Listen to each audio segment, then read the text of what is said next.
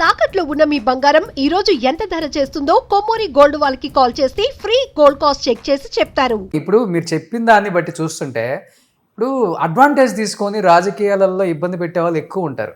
సురేఖ గారు బయట వాళ్ళకి ఏంటో తెలుసు కానీ లోపల ఉన్న వాళ్ళకి ఇలా అని తెలుసు కాబట్టి ముందే అడ్వాంటేజ్ తీసుకొని ఇబ్బంది పెట్టే వాళ్ళు ఎక్కువ మంది ఉంటారు.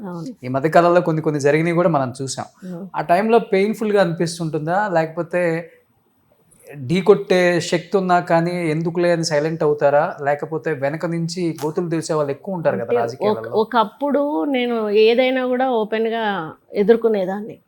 అప్పుడున్న రాజకీయాల్లో అంటే బాగా వాక్ స్వాతంత్రం ఎక్కువగా ఉండేది. ఓకే, ఏదైనా మాట్లాడవచ్చు, ఏదైనా మాట్లాడే వాళ్ళం.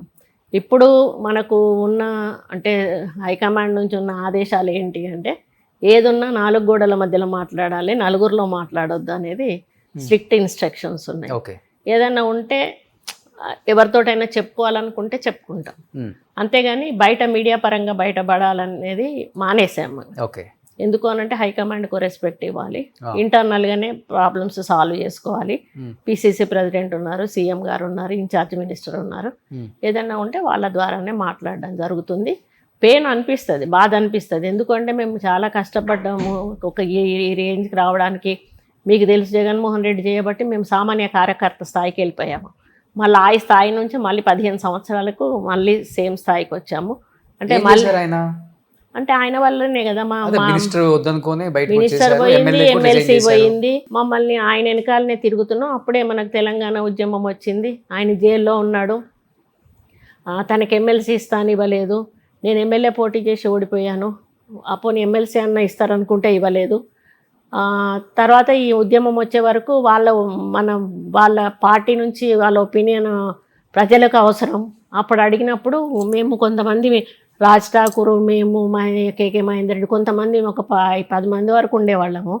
మేము డైరెక్ట్ వెళ్ళి కూర్చున్నప్పుడు అయితే లోపల నుంచి ఆయన ఒకటే మాట చెప్పి పంపాడు, వాళ్ళు ఏం మాట్లాడినా మీరు ఒకటే మాటకు కట్టుబడండి, మేము యునైటెడ్ ఆంధ్రాకే స్టాండ్ అవుతాము, ఇంకా దేనికి స్టాండ్ కామని చెప్పి 2 రోజులు చర్చలు జరిగాయి వాళ్ళ ఇంట్లో. దాదాపు 3-4 గంటల సేపు కూర్చున్నాము.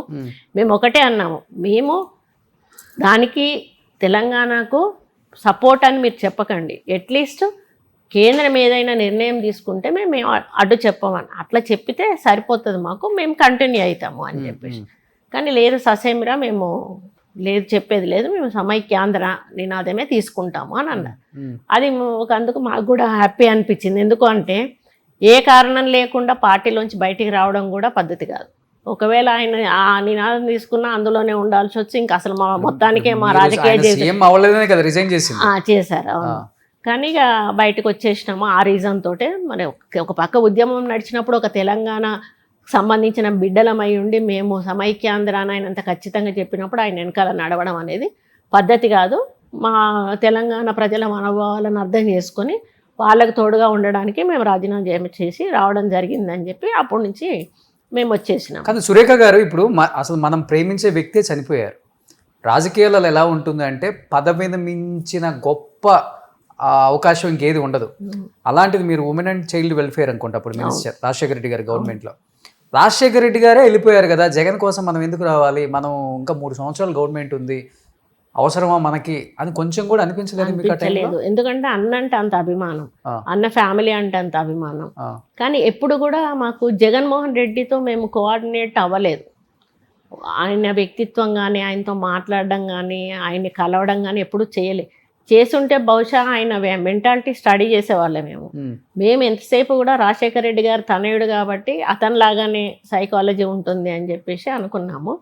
కానీ ఆయన కొంచెం డిఫరెంట్ అనేది తర్వాత తెలిసింది. మీరు పర్సనల్గా అంటే ఇక ఇది తర్వాత ఆయన వెనకనే ఉన్నాం కదా మొత్తం కంప్లీట్గా.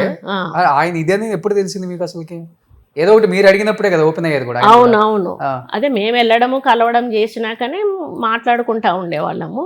అప్పుడు ఓటింగ్ ఒకటి వచ్చింది కదా మనకి, ఇట్లా వేరే పార్టీ మేము సపోర్ట్ చేస్తున్నాం అన్నప్పుడు అసెంబ్లీలో ఓటింగ్ పెట్టారు. ఓటింగ్ పెట్టినప్పుడు అప్పుడు వ్యతిరేకంగా ఓటేసాం. 16 మంది అటువైపు వాళ్ళు, నేను ఇటు ఒక్కదాన్ని వేస్తే అప్పుడు మమ్మల్ని డిస్క్వాలిఫై చేశారు. ఎందుకంటే విప్ ఇచ్చారు కాబట్టి విప్ని యాడ్ చేశామని చెప్పి. ఇంకా ఆ తర్వాత ఇక పార్టీ సస్పెండ్ చేసేసింది. ప్లస్ ఇక అప్పుడు అటు వాళ్ళ దిక్కే తిరుగుతూ ఉంటే మళ్ళీ ఎలక్షన్స్ వచ్చినాయి, బై ఎలక్షన్స్. అప్పుడు మీకు తెలుసు తెలంగాణలో ఒకటి, అటువైపు 16 ఎలక్షన్స్. అవును. ఇది నాది చాలా టైట్ ఉండే పొజిషను. నేను ఒక 1500 ఓట్లతో ఓడిపోయాను. మొత్తం టీఆర్ఎస్ వాళ్ళు మంత్రులతో సహా, ఎమ్మెల్యేలతో సహా మొత్తం అందరూ కూడా మా కాన్స్టిట్యున్సీ మీద కూర్చున్నారు. ఇంకా 200 మంది ఒక్కొక్క ఊరిలో కూర్చొని, ఊరికి ఒక ఎమ్మెల్యే చొప్పున కూర్చొని నన్ను ఓడించాలని చెప్పి బాగా ప్రయత్నం చేశారు. కానీ పబ్లిక్ వాళ్ళకి రెస్పాండ్ అవ్వలేదు. తెలంగాణ వద్దామంటే మాకు తెలంగాణ కావాలి, కానీ ఆమె కావాలి మాకు. ఈ సంవత్సరం ఆమెకి వేస్తాము, నెక్స్ట్ టైం తెలంగాణకి వేస్తాము. ఆమె మా ఇంటి ఆడబిడ్డ, మాకు మంచి అయినా చెడైనా వస్తుంది, ఆమెకు మేము ఈ ఒక్కసారి వేస్తామని చెప్పి వేస్తే, ఆ మధ్యాహ్నం వరకు కూడా పోలింగ్ ప్యాటర్న్ చూస్తే వాళ్ళకి అర్థమైపోయింది వన్ సైడ్ పడుతున్నాయి అని చెప్పి. అప్పుడు వాళ్ళకి ఏమంటే టీఆర్ఎస్ నుంచి పై హైకమాండ్ నుంచి వీళ్ళకు హరీష్ రావు వాళ్ళకి ఆదేశాలు వచ్చాయి. మళ్ళీ కాంగ్రెస్ నుంచి మన వెంకటరమణారెడ్డి ఉండే, ఆయన ప్రెసిడెంట్గా ఉన్నాడు, జిల్లా అధ్యక్షుడిగా. వీళ్ళకి ఫోన్స్ వచ్చినాయి అన్నట్టు, మీరు కారు అదే మన చేతి గెలుస్తలేదు, సైకిల్ గెలుస్తలేదు, మనం కార్కి వేయాలి ఓటు. ఎందుకంటే ఫ్యాన్ అనేది గెలవద్దు, మళ్ళీ అక్కడ ఉనికి రావద్దు, వస్తే మళ్ళీ దెబ్బతింటుంది, ఉద్యమం దెబ్బతింటుంది అని చెప్పేసి వీళ్ళందరూ పూనుకొని, మధ్యాహ్నం తర్వాత మెయిన్ లీడర్స్ వాళ్ళందరూ ఉంటారు కదన్న చాలామంది, వాళ్ళందరూ మెసేజ్లు పెట్టుకొని మొత్తం క్రాస్ ఓటింగ్ చేశారు. అందుకే జస్ట్ 1500 ఓట్లు, నాకు ఒక 800 ఓట్లు వస్తే నేను గెలిచేదాన్ని. అయితే నేను అసలు అప్పుడున్న మూమెంట్కి ఒక 30-25 వేల ఓట్ల డిఫరెన్స్ వస్తుంది అనుకున్నా. కానీ జనాలు మాత్రం మంచి అభిమానంతో వాళ్ళు మనస్ఫూర్తిగా ఓటేశారు. వాళ్ళు డబ్బులు ఎక్కువ పంచినా కూడా. అప్పుడు నాకు బయటకు వచ్చినాక ఓడిపోయినా అని బాధపడలే, నేను చాలా గర్వపడ్డా. ఎందుకు అనంటే మా అభిమానం ఇంత ఉందా, అసలు మా కొండా దంపతులు అంటే ఇంత అభిమానం ఉందా అంటే. ఎప్పుడు కూడా జనరల్ ఎలక్షన్లలో తెలిసేది కాదు కదా, ఇండిపెండెంట్గా ఒక్కటే ఎలక్షన్ అయ్యే వరకు తెలంగాణలో దాన్ని అసలు ఎట్లా ఉంటుంది అనేది మాకు తెలిసింది. మేము ప్రచారానికి వెళ్ళినప్పుడు కానీ అట్లాంటప్పుడు వాళ్ళు చెప్పేవాళ్ళు అన్నట్టు. ఒక ఆమె దగ్గరికి వెళ్తే, నువ్వు ఓటేస్తావా అమ్మ అంటే, నీకేస్తా బిడ్డ, నేను హాస్పిటల్లో ఉంటే నాకు వచ్చి 2000 ఇచ్చి వెళ్ళావు నువ్వు, నాకు పిల్లి గారిస్తే నా దగ్గర డబ్బులు లేవు, అప్పుడు నువ్వు ఇచ్చిన డబ్బులతో మందులు కొనుక్కొని నేను బతికినా అని చెప్పేసి. ఒక ఆమె ఏమో వాళ్ళ ఊరికి వెళ్ళినప్పుడు లేదు ప్రచారానికి, పక్క ఊర్లో అయ్యేటప్పుడు వచ్చింది. నేను కింద దిగి నడిచెళ్తుంటే నాకు ఎదురొస్తూ ఉంది, సురేఖ వేది అనుకుంటూ వస్తుంటే, నేనే అమ్మ సురేఖ, నువ్వా బిడ్డ, నువ్వే గెలుతావు బిడ్డ, నీకే ఓటేస్తా, ఏ ఊరవ్వ అంటే పక్క ఊరు పేరు. అదేంది నిన్న నేను అక్కడికి వచ్చినా కదా అంటే, నేను అప్పుడు లేని బిడ్డ, అందుకే చూసిపోదామని ఇక్కడ దానికి వచ్చిన, నేను చచ్చిపోతే నన్ను కాలేయడానికి నువ్వు రావాలి కదా, అందుకే నీకేస్తా అన్నాను. ఇంకొక ఆయన దగ్గరికి వెళ్ళి, పెద్ద మనిషి, ఆయన తాడు పేనుకుంటా నా మొహం కూడా చూస్తలేడు.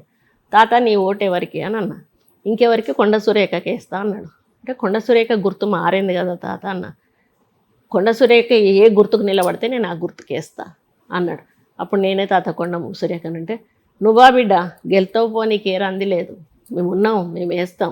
ఇట్లాంటి అనుభవాలు. ఒక ఆమెమో మాకు మనమడు 21st డేకి వచ్చి ఉయ్యాలు వేసామని, ఒక ఆమెమో నా బిడ్డ శారీ ఫంక్షన్కి వచ్చి, అంటే నాకు ఏంటంటే ఊర్లలో వాళ్ళు కొంచెం లేట్గా తయారవుతారు కదా, ఈ టైంలో నేను పోయే వరకు రాకపోతే లోపలికి వెళ్ళిపోయి పిల్లల్ని తయారు చేయడం, పెళ్లి పిల్లల్ని తయారు చేయడం, వాళ్ళకి జడలేయడం, చీరలు కట్టడం, ఇట్లాంటివన్నీ చేస్తా అన్నట్టు. నేను వాళ్ళు నా బిడ్డకు జడేసినావు, నువ్వు నా బిడ్డ పెద్ద మనిషి అయినప్పుడు వచ్చి జడేసినావు, లేకపోతే పెళ్లి కూతురు నా బిడ్డ పెళ్ళికి చీర కట్టినావు, ఇట్లాంటివన్నీ చెప్తుంటే, చనిపోయినప్పుడు వచ్చి డబ్బులు ఇచ్చినావు, ఇవి చెప్తుంటే నేను అనుకున్నా ప్రజలు గుర్తుపెట్టుకోరు కావచ్చు అనుకున్నా. కానీ అప్పుడు అర్థమైంది, అంటే మనం ఇచ్చిన, అంటే హెల్ప్ చేసిన కుటుంబం అనేది ఎప్పుడూ మర్చిపోదు అని చెప్పేసి.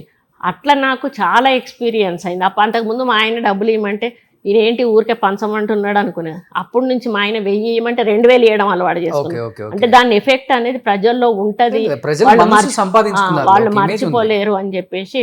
నిన్న వెళ్ళాను ఒక మెటర్నిటీ హాస్పిటల్, 2 పిల్లలు, కవల పిల్లల్ని ఇద్దరిని ఇట్లా ఎత్తుకుంటే వాళ్ళ అమ్మమ్మ నానమ్మ సంతోషపడుతున్నారు.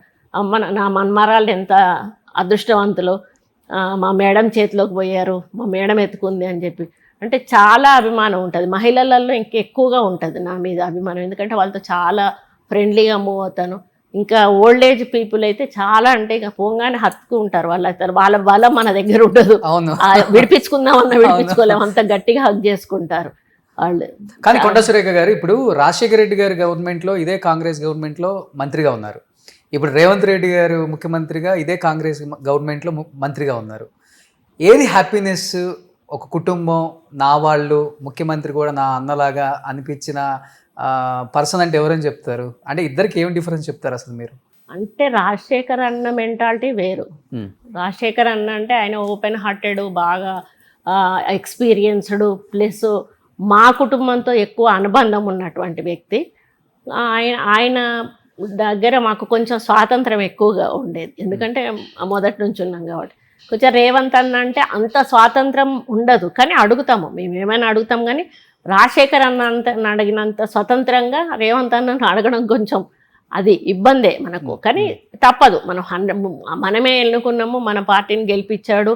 ఈరోజు సీఎం కావాలని కోరుకున్న దాన్ని నేను, పిసిసి ప్రెసిడెంట్ కావాలని కోరుకున్న దాన్ని నేను. కాబట్టి అడుగుతాము, అన్నీ కూడా అడుగుతాము, కానీ అంత ఫ్రీగా అడగలేము కొంచెం, అంతే తప్పితే. అన్న కూడా మంచోడు, ఏది కావాలన్నా చేస్తాడు, కాదు అనడు, ఆఫీసర్స్కు చెప్తాడు, ఏదన్నా అంటే కూడా చెప్పమంటాడు.